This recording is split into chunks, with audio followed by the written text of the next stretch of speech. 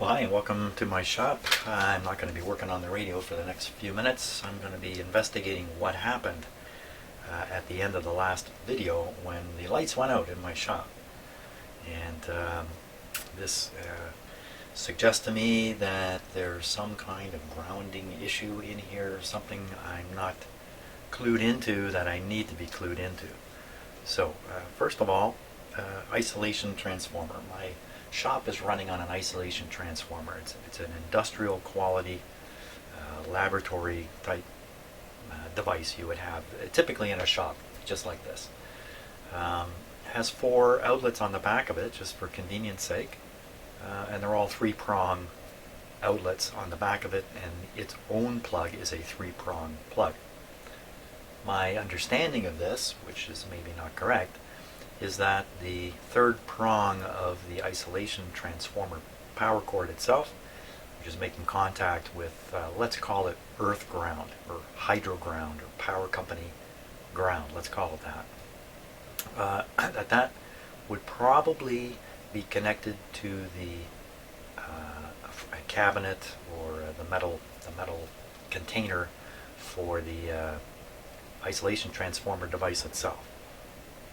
Beyond that, I didn't think there was any extension of the earth ground into my shop. So in other words, I plug in a 3-prong plug for something like my signal generator into the back of the isolation joint, and that 3rd prong is not connected to earth ground, which raises an interesting question.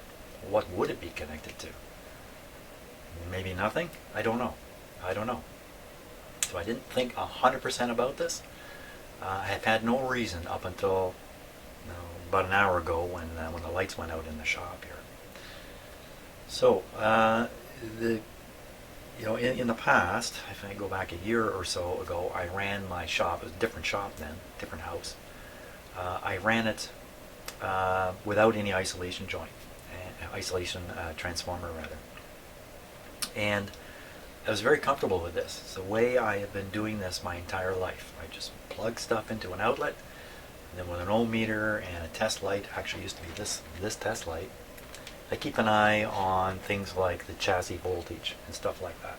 And I'm very conscious of how all that works. And I managed to pretty much work safely and shock-free and problem-free 99% of the time that way. I guess the thinking is with an isolation transformer you can get to 100% safety. Well, I'm not so sure 100% safety exists anywhere in this kind of work.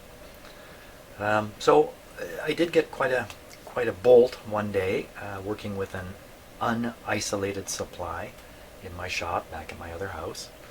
And after that I relented. Numerous people had made comments on my videos. What are you doing? You need an isolation joint. An isolation transformer rather, to make it safe. And finally I relented. I had an isolation transformer. I have 2 of them in fact. I have the one I'm using here. I have a spare one standing by, which I may end up employing after I finish this whole schmozzle here. So I did. I switched over to an isolation transformer. I lost the simple sensitivity to determining what's going on with the chassis voltage, because the isolation transformer, there's never any voltage between anything and earth ground. So I'm a little tricky to detect when a radio might be a little bit dangerous if it were plugged into an ordinary outlet with an unpolarized plug, like most of these radios are, unpolarized plugs. But I accepted that, no problem. And I've worked along here quite a few hours, quite a few days, months, rather fearlessly. About a year. I guess about a year I've been using an isolation joint. And then today, boom, the lights went out. Now, I kind of know, at a high level what happened. What happened here is I was rearranging my equipment the other night, and I plugged this meter into an unisolated power bar in my shop. What am I doing with an unisolated power bar in my shop? That is what the computer is plugged into, and everything associated with the computer is plugged into that power bar. So a little hard to see, but there's a mixer back here. It's in the grounded power bar.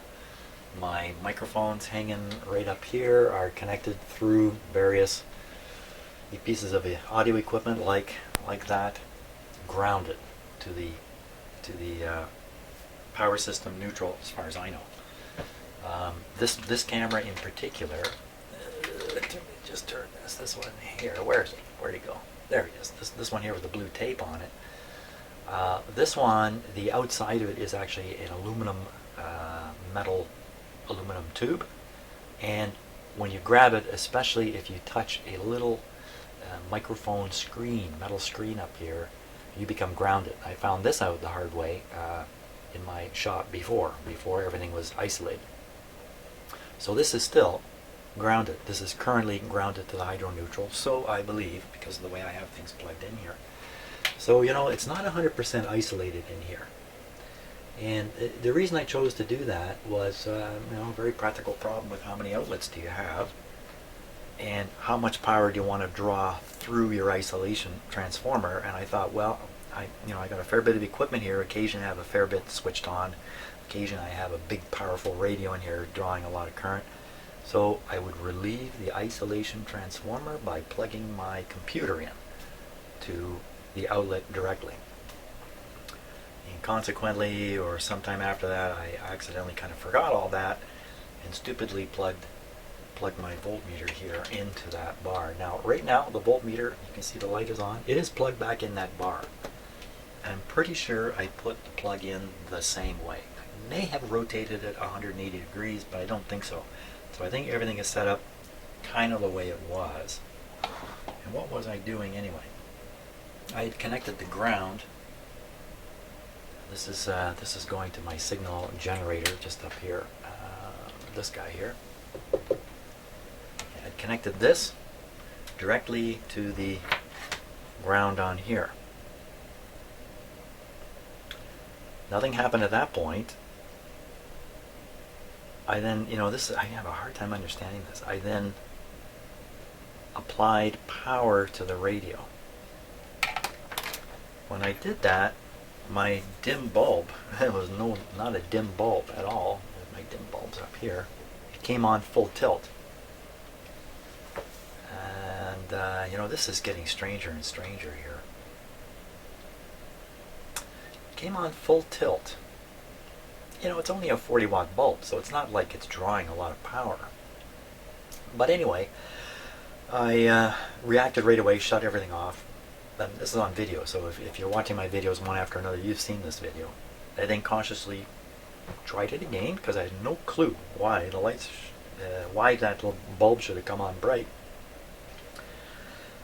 Applied the power again to this radio, and the light came on, and then there was a snappy sound, kind of an ugly snappy sound, and the lights went out at that point. So it turns out that was a circuit breaker operating in the big isolation transformer I have. Hey, that's a good thing. That's good. But why? Why would that operate? All I really did was energize a 40 watt light bulb. So there's no short circuit of heavy power flowing through here. I'm thinking there's a ground fault interrupter on that isolation transformer. That thought just drifted in my head now as I'm talking. Ground fault interrupter, that might explain things. Ground fault interrupters are designed to react to very small currents, tiny currents, and open up the power to a circuit when it senses this tiny current flowing in the ground connection. And it keep you very safe. So you should have that kind of thing on your outdoor outlets where you can ground yourself very easily by holding a power tool, or the classic is you're out mowing your lawn and something's wrong with your mower, maybe even your power cord's taking a beating out there, and you're out mowing along. Of course you're doing it in bare feet, or you're wearing thongs or something like that, and before you know it you get a shock. If you have a ground fault interrupter, as soon as the shock current begins to flow through your body, even just a few milliamps of it, boom, your outlet will pop open. Save your life. People do die exactly that way. Holding on to an electric lawnmower with a defective extension cord, third prong missing, who knows what people do. Gee, if that third prong's missing, a ground fault interrupter might not get tripped. So, now, what is going on in my shop here? So to investigate a little further, got this set up, this massive wire here. So let's neaten it up so you can kind of get a look at what's going on.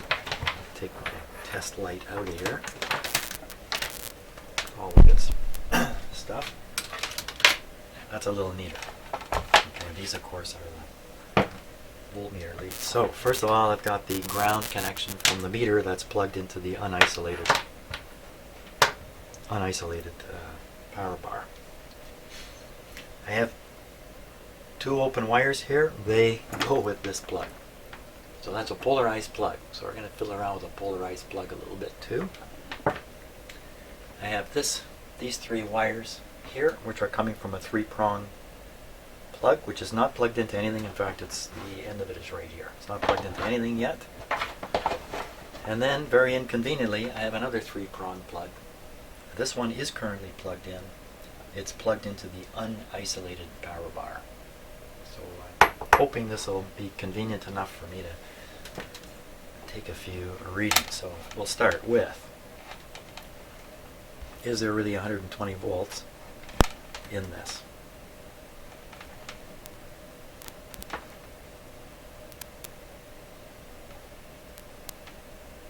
There we are. So there it is. It takes a bit to get a connection when you just shove your prongs into there. So there it is, 123 volts. Incidentally, this is a good time to look over at that other meter and see that it says 124 volts. So pretty close on the line voltmeter. That's this one here. Now, I'm going to pull one of these out, stick it into the ground. Stick it into the ground terminal. Okay, see nothing there. Pull this out, put it into the other live terminal. In you go. Oh, there, I think I saw it. There it is, 123.2 again. So what that tells me, if you look at this, is that this terminal and this terminal, they're actually connected together. They're actually the same terminal. This one is the hot one. That's the hot one. Let us mark the hot one.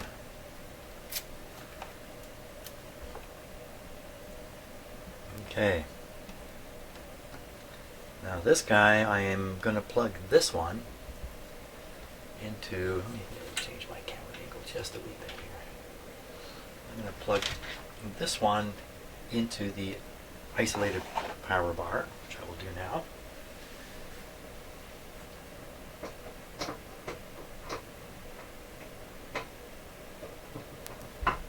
There we go. Okay, now repeat exactly the same tests, only on open wires. So one connection to the third prong green wire, one to the black. Here we come. You see that? Just as expected, the black is carrying the voltage and the white will not have any voltage on it. And I can read between the white and the black. I should see 120. Get on there. 20. And if I read between the white and the green, this is a very important test. You should see 0 there. Okay, don't quite see 0, I see 3.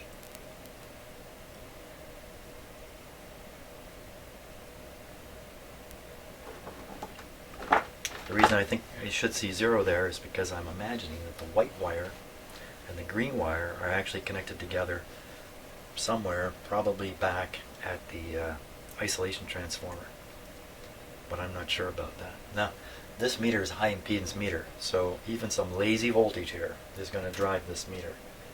But I need strong voltage. So to verify the strength of the voltage, I will use my light bulb here, because I do not have a low impedance meter handy anyway. That's a your basic 120 volt light, Christmas light. So I'm going to put one wire on the ground.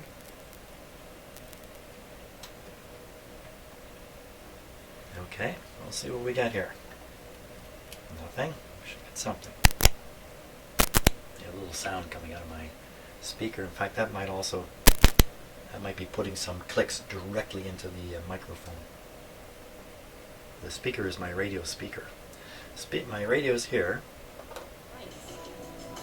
It's almost always on. I just have the volume turned down. It's almost always on. So no surprise in that. No surprise in that. Actually, there's a little bit of surprise in the fact that I can turn this light on by connecting to this green wire.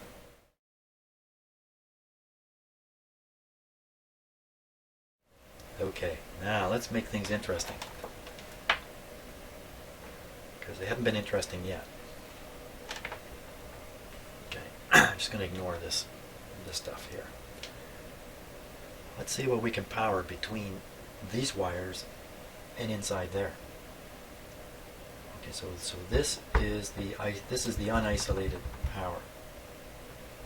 We already know the live one is marked by the green here. So can I read a voltage? And again, my meter is going to almost always read a voltage between here and, let's say, the ground over here. And I'm short for a clip unit here. Okay. There we go. 6, 7 volts. I saw 68 go by. Oh, 77. There it is. Huh. You can see it momentarily going by. It's just my poor connection. Wow.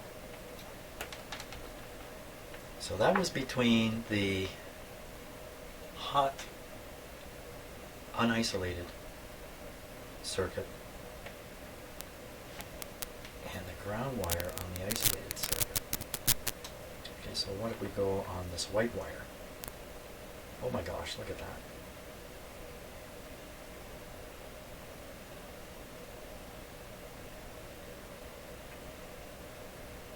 How isolated is this isolation joint?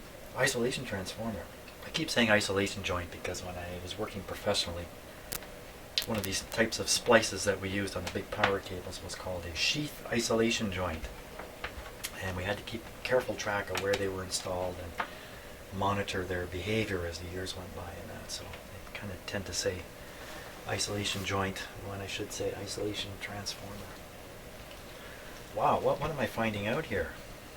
I'd like to try powering that light from in here, but I don't exactly have a way.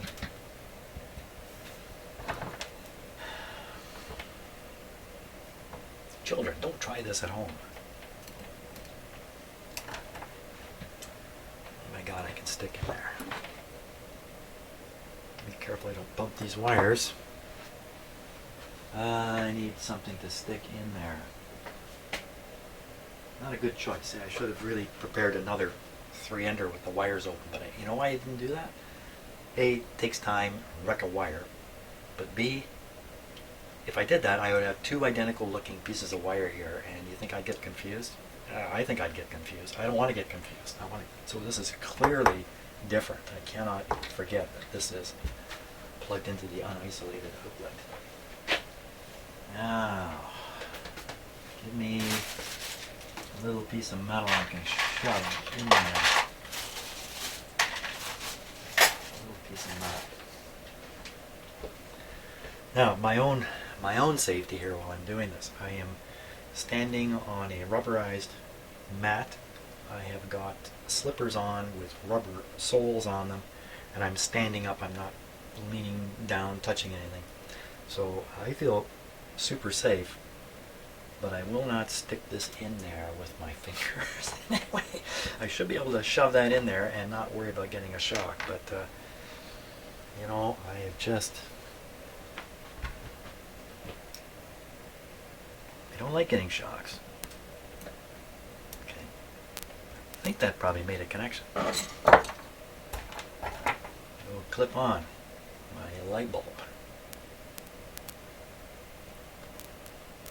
If it made a connection, it's pretty weak. It's pretty loose. I should really, now we'll ground it here and see if the light comes on. Oh, scary stuff. So, okay, so there's no doubt that's a real 120 volts. It's not a voltage that's developed through some capacitive effect or something like that. That's your hard 120 volts there. Oh, what is that telling me? I gotta repeat that. Because I only tried it to the green wire. I need to try it to the white wire. Green wire. Something going wrong here? Am I doing something stupid? Well, I'm sure I'm doing something stupid. What?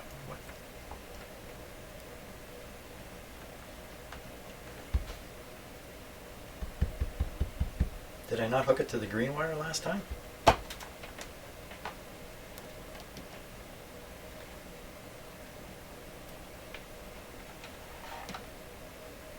What happened? I had to troubleshoot my troubleshooting. I'm sure I had this on the green.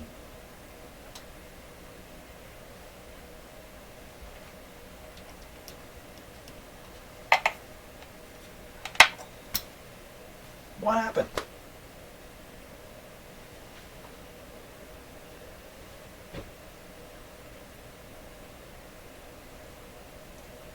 Okay, something dumb going on here. Let's should get the light on here. Oh.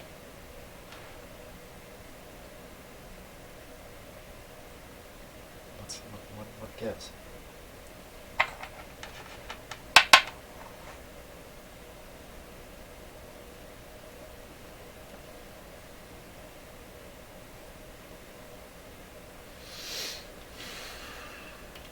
Boy, I'm trying to do this with a high level of certainty, and certainty is hard to come across in this shop.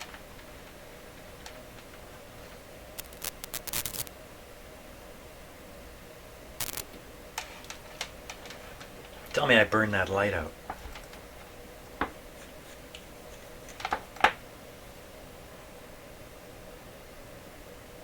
Looks good.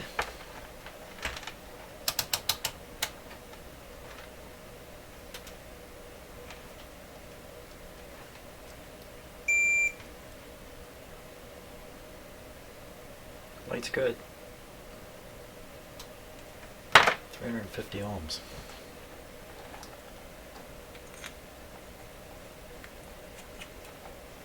Light's good. I'm not. This is the connectors. These are the two connectors. Get this other yellow thing out of here.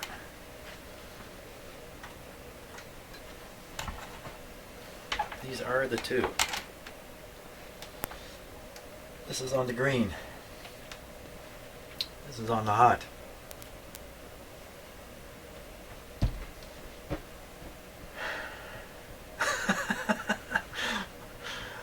Even the light bulb's against me.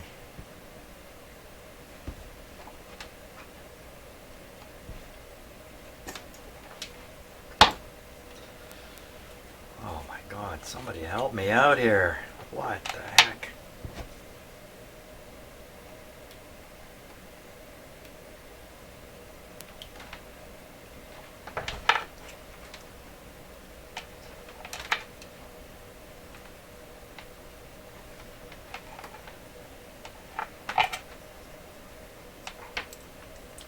This now. You gotta be kidding me here.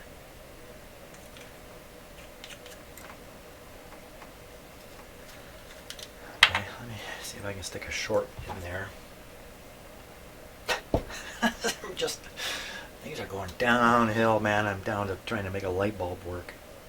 Don't worry about the radios. It's really light bulbs that throw me off.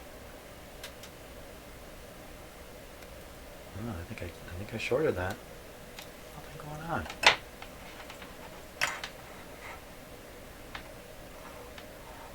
So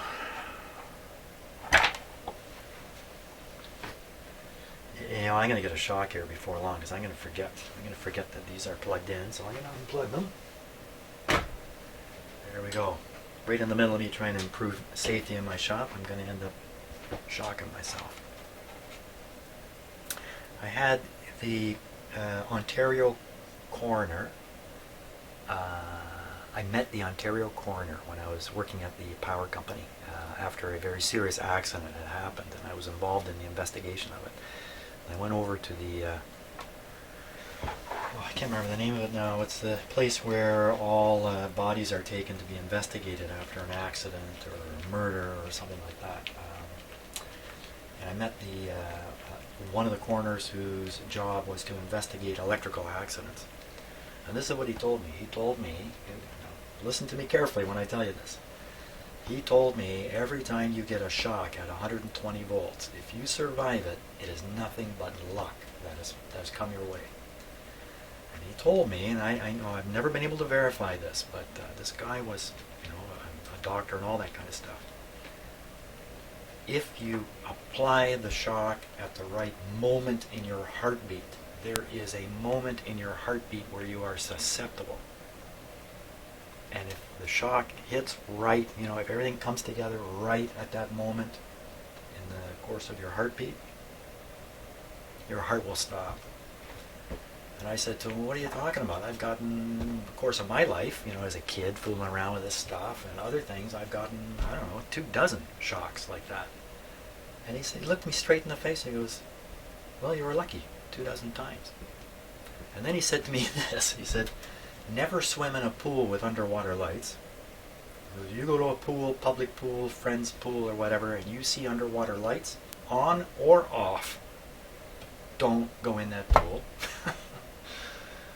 And I might as well finish this story. Now I'm well into it. And then he pulled out this binder where he keeps newspaper clippings. And he said his entire career he has kept newspaper clippings of people who have died in their tubs of a heart attack. And he had me read 3 or 4 of these little articles. And it was an article about a woman whose husbands had all died of heart attacks in the tub. And I read the articles, and sure enough, they were actually talking. This is this woman's 3rd husband to pass away this way. And he said that woman never got charged with any crime, but he was convinced, absolutely convinced, that she had electrocuted them. And then he literally lowered his voice, looked left and right, make sure nobody was around, and he looked me straight in the eyes and he said, I shouldn't even say this, should I? But, come on, who's watching my videos that's going to act on this? If you want to kill somebody and never be caught, and he said there's 0 way to prove that happened. Oh, yikes! So, anyway, there you go, a little quick lesson on electrocutions. I could go into more, a lot of gory stuff in there, photographs, all kinds of stuff. Wow. Anyway, that was his message for me. Don't get shocks. They're all dangerous. So, okay. I'm trying not to get a shock here. Trying my best. I'm also filling time here because I don't know really what to try next.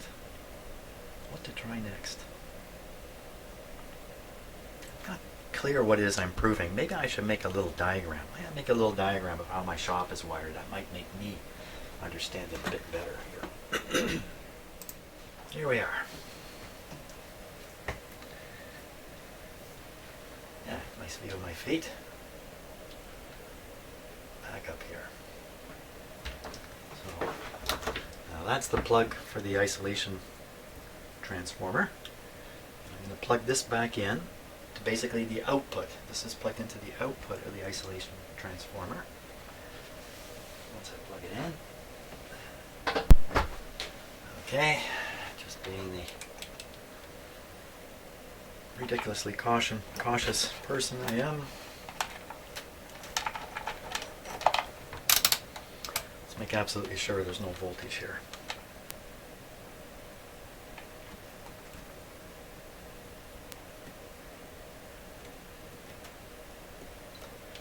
It's pretty good evidence there's no voltage. This thing though,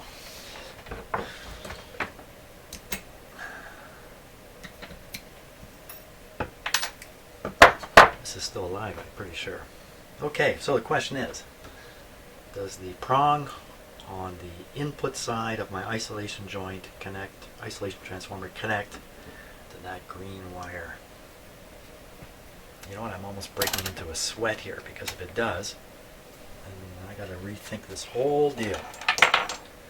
Because it turns out not to be what I thought it was.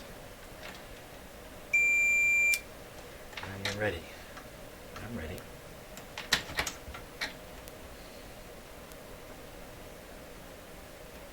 Ha!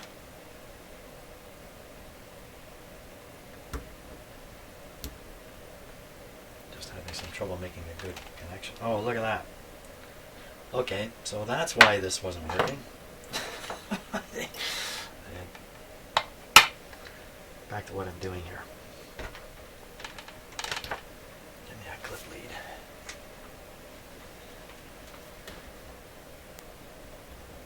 Okay, so that's on the input to the isolation transformer.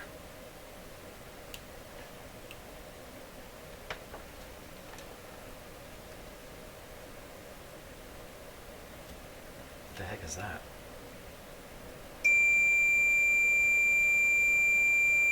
Oh my. Okay, now another question is it also connected to this white wire?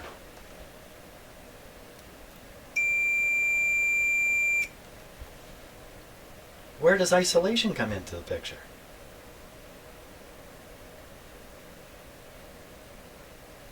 Wow, okay, so you know what I've done? Just, this is how I had a lot of training in accident analysis. So, wow, all the right pieces are in place here for me to have a bad accident. I'm familiar with a fully grounded shop. Worked that way all my life.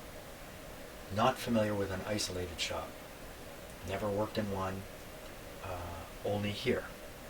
And a little bit in my last shop. The isolation transformer I used in my last shop fed only one thing. It fed my control box, power control box, which is just a switch for this outlet, and switches my dim bulbs in and out. Everything else in my shop was grounded, just plugged in the outlet like anything would be in my old shop. But I used a different isolation transformer, which is not in here right now. It's on standby, waiting to be put to use. It's a 500 watt. The other one's a 500 watt transformer. The one I'm using in here is an 800 watt, which is why I'm using this one, because it's bigger, 800 watts. But it's not the same. I made the assumption. I just made an assumption. The isolation transformer isolates away the hydro ground terminal. Now, appears to not be the case. So what this tells me is that this whole time my shop, and I'm not 100% sure of this, has actually not been isolated, and that I have been exposed to grounding myself and getting a shock from something. Let's just say it looks like the way the shop has been operating is not at all what I thought. Not at all. Now I got equipment in here with 3-prong plugs. I've got equipment with polarized plugs, and then I've got a lot of equipment, the old stuff, with just unpolarized plug that you can plug in this way or that way. Now, you'd think this is all laboratory grade equipment, that it would be built in with the expectations of being in a shop like this, and the issues in running a shop like this around grounding, there's no secret to them. That may be a bit of a secret from me, but for most people, no, not a secret. So you'd think all these instruments are built so you can plug them in and use them and not be worried about some kind of grounding thing happening in a weird way. So there's a whole list of assumptions I put in there. And those assumptions are going to get me a big shock or a surprise, just like what happened today. So what really did happen today? Now, what happened earlier today? Let's take a look at that. That's a really good question. So,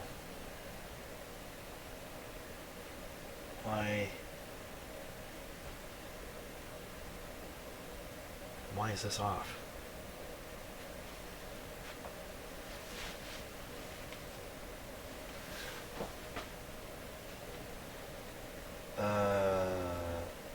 That should be on. Why is that off?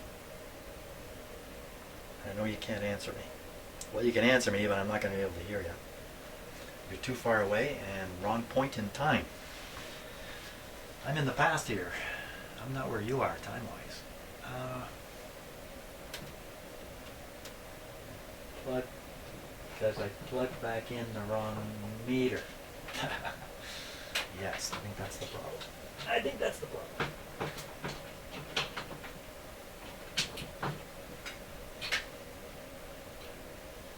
How about that? Well, I didn't do it either.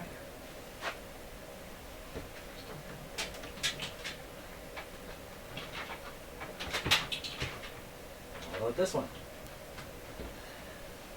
What's going on here?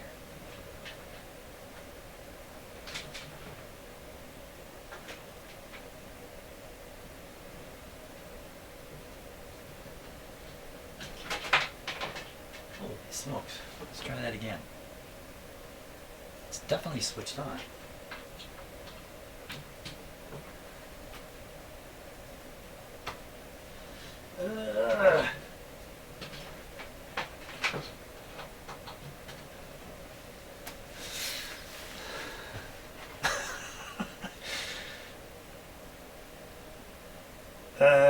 Okay, so I have the isolation transformer unplugged.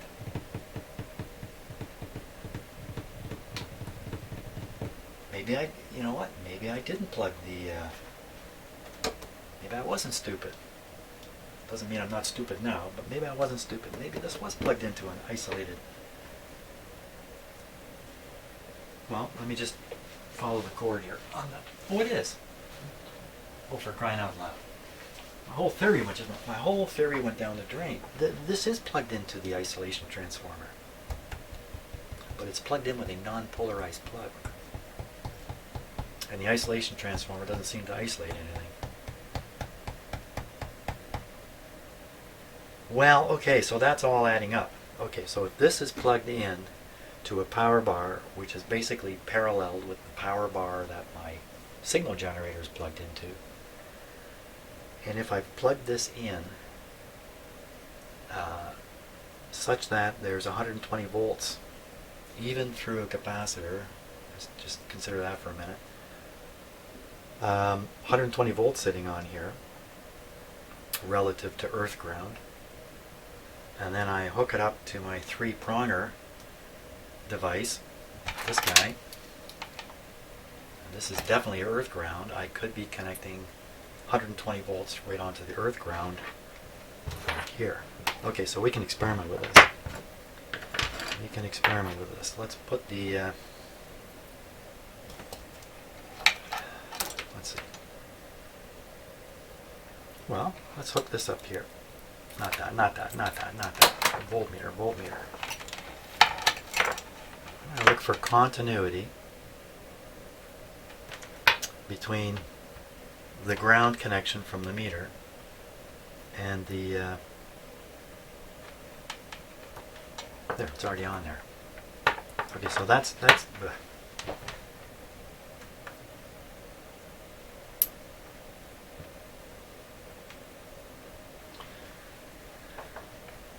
okay, so the meter is connected between ground terminal on here and the ground plug. The third prong. Nothing. I'm going to reverse the plug on this.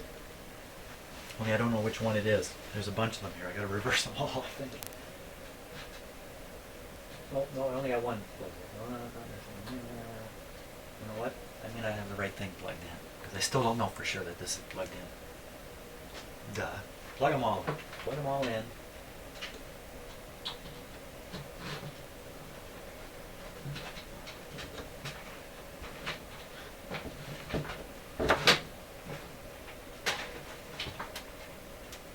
It's a silly situation now. With the isolation transformer unplugged, I can't tell for sure that I have that plugged in properly. Well, I don't hear my meter. I'm going to reverse these plugs.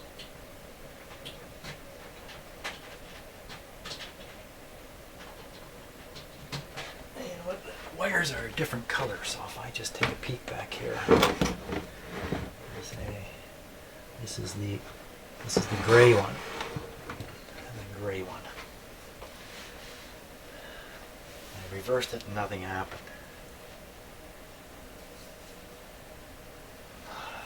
Okay, this is really, instead of using the input side of the isolation joint, let's use the output side here. So I'm now connected between the green wire or third prong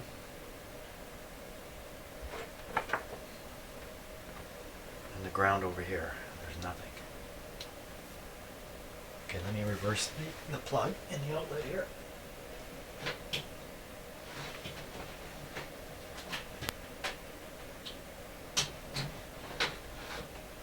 Still nothing, eh?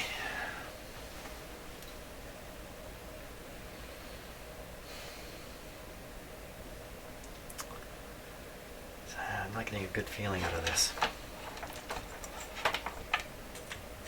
I'm getting that feeling that there's more pieces to the puzzle than I've got going here. Okay, so I'm going to plug back in the isolation transformer back into the power. It'll turn everything on. I'm going to take this out of the circuit because I don't want that in there in case there's 120 volts right on my continuity setting. That probably wouldn't be good for the meter. Okay, going down again. Plug in this thing. Back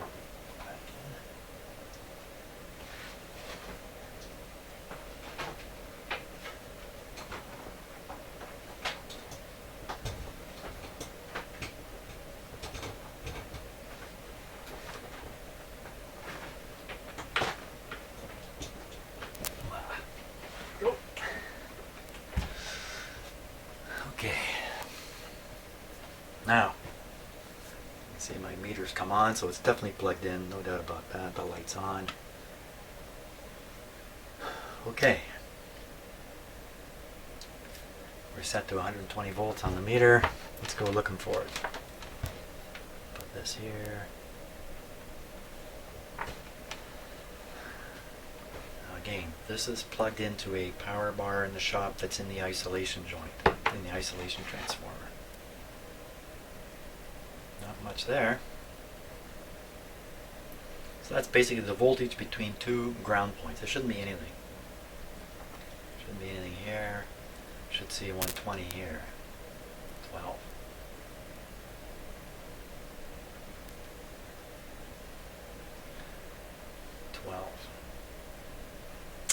So when you see a partial voltage like that, often when you're fiddling around with radios, you'll end up measuring roughly half the line voltage, somewhere around 50, 60 volts. It usually tells you there's a capacitor in the circuit somewhere. So let me reverse the meter plug here. Okay, now it's the other way around. All things being right, this shouldn't make any difference. 6 there. A little less there.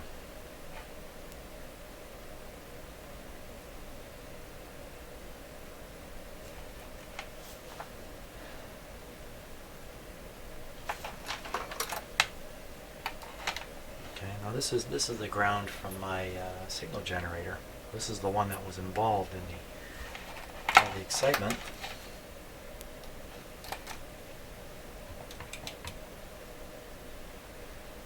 6.3, same thing.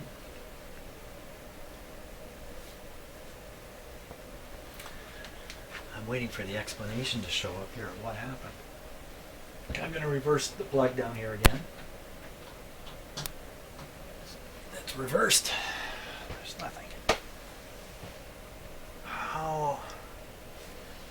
when I did this, the dim bulb light came on full blast.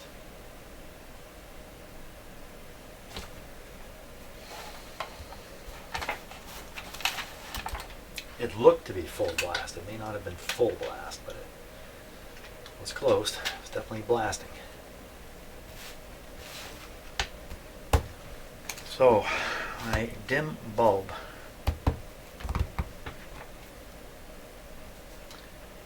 Two wires come out of it, only two.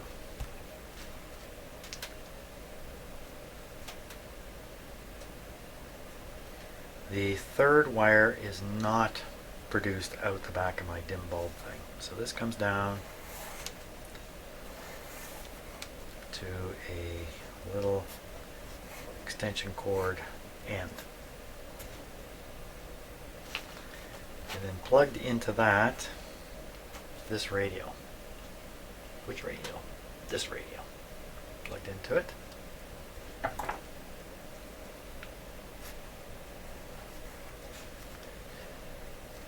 This radio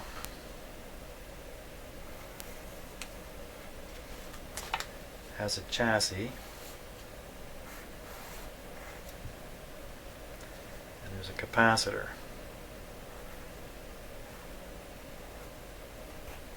Like that. And then all the radio's circuitry is in that bubble. Of course, this bubble actually sits inside the chassis. That's all the parts you see in the radio. All that stuff in there.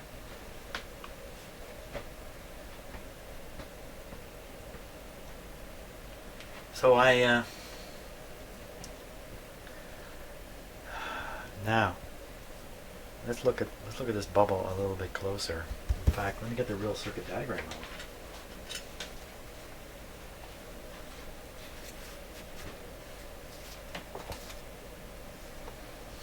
So there's the plug.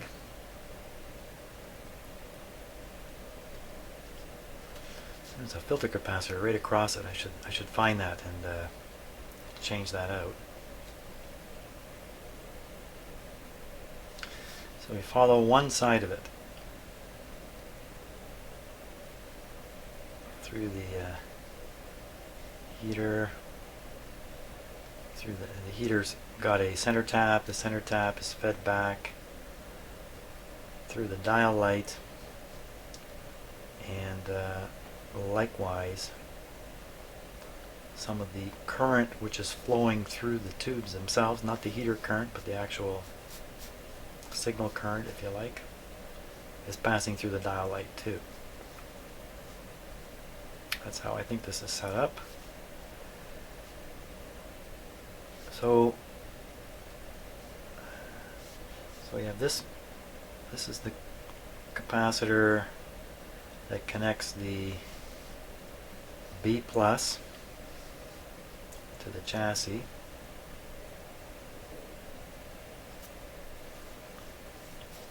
And I had connected onto this line here. This is the B minus right here. B minus.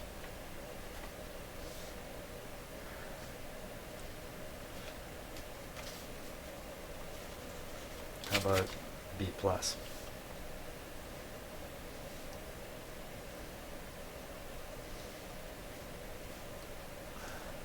This is all drawn upside down, backwards. These tubes are shown upside down, so it's easy to make a mistake here. And this is B plus. This was B minus. I was right. B minus.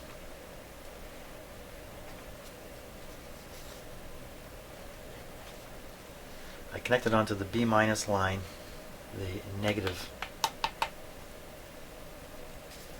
connections. Did that really matter? Didn't I I don't know, watch back the video. I thought when I popped the circuit breaker I had the wires disconnected from the radio. I just had the meter ground hooked up to the signal generator ground.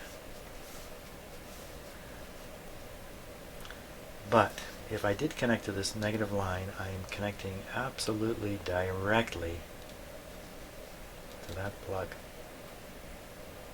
If that plug is in reversed,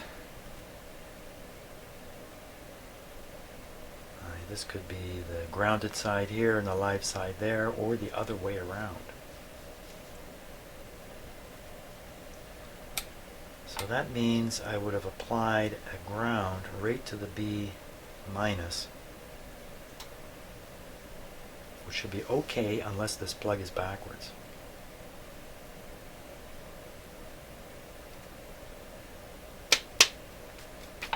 Just like it's like the old live chassis thing, where the chassis really is connected directly to one side of the power cord, except in this case it's not the chassis, it's just this wire or bus going through the radio. It's connected directly. So when I connected my instrument to this line, I connected it, I didn't sort of get the safety advantage of connecting it to the chassis and having this capacitor here. Of course, I can't make proper measurements if I do that. My thinking that everything is isolated, so what does it matter? That's a little bit shallow thinking. It certainly matters between equipment, but I didn't think it would matter all the way back to the supply. Now, question. Regardless of how the grounding is done on the input to the isolation joint transformer, then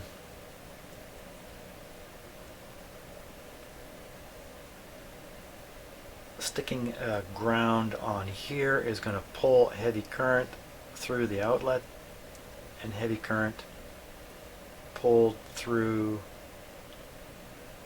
Well, if it's pulled through the outlet, it's pulled through my lights. So that would turn the lights on, the dim bulb light.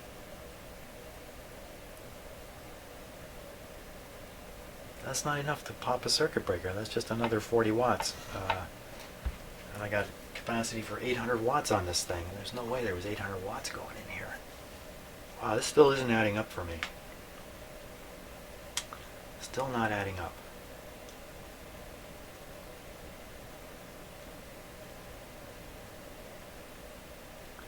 I got to think about this for a little bit. I really got to think hard about this. I have to get this understood. I cannot work in here, and I will never feel comfortable until I get this fully understood. Anyway, I'm going to take a little break here, think about things.